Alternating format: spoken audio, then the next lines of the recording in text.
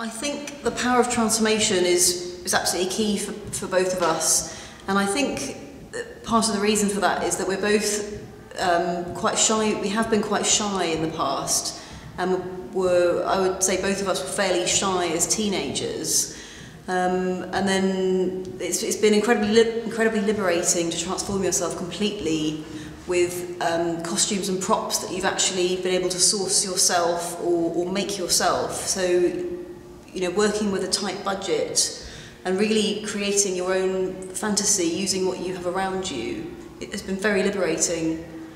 And we tend to find that when we are creating a new work, when everything's come together, we enter almost a special state. I think up until recently we thought of our work as being self-portraiture, but it feels like that doesn't even seem correct anymore. It's moving into a natural progression into more performance art. And even though it will continue to involve both of us, it isn't actually a self-portrait in that we are always portraying set characters or conjuring up, evoking other characters, so it isn't actually self-portraiture. It's much less about us than it is about the thing or person that we're trying to portray, or the idea. And we started being in the pieces ourselves because it was convenient and we were willing to go through the discomfort for longer, but it also just felt more powerful when it was us. So it felt very natural to keep on doing that, and we've certainly got no plans to stop, but it's been really exciting wearing the masks in this piece, Diamonds and Toads. And it's been really liberating because you can't tell which is which. And it's just evoking. And in terms of how the audience read that, you can see that they don't find it comfortable either. When people like to be able to see the differences between us, and when they can't tell which is which, they find it quite unsettling, which is a nice reaction.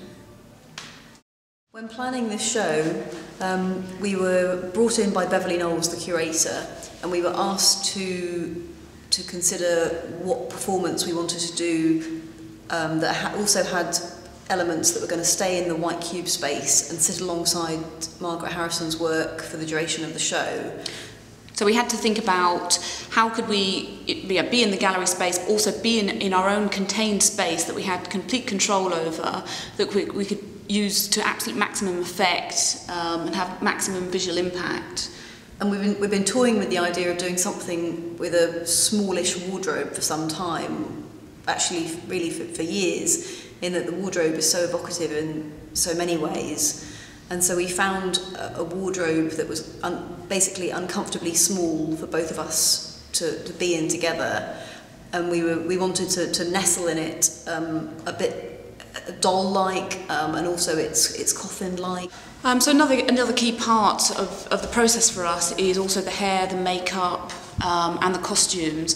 Generally speaking, we do all of those ourselves, so that we get to really embody the character and get a real feel for the character before actually acting that part. We're not born actresses or trained actresses by any imagination, so all of those elements is quite crucial to us to kind of build a character. And also I think we both really have stage fright, so there is a certain frisson because we are quite afraid before we do it as well. And it's a challenge for us to see how different can we make our normal selves look. You know, that's part of the fun, that we want to change gender or change skin colour or change the age that we are. The fairy tale is called Diamonds and Toads, and it's by a French writer called Charles Perrault, and it's something that we both remember from our childhoods, and it's really quite nasty in that there are two sisters. One is favoured by their mother, one isn't, and they both end up going down to a well and meeting a fairy at different times, and the fairy appears to them in different guises. And one sister has a fantastic spell put on her in that when she speaks, diamonds and flowers and pearls drop from her mouth. And the other sister wants some of that as well, but she doesn't actually have good intentions. So the fairy can see that she's mimicking lovely, nice thoughts, and so therefore she ends up putting a curse on her. she puts a curse on her. So instead of diamonds and pearls that come out of her mouth, she gets toads and vipers and horrid things fall from her mouth.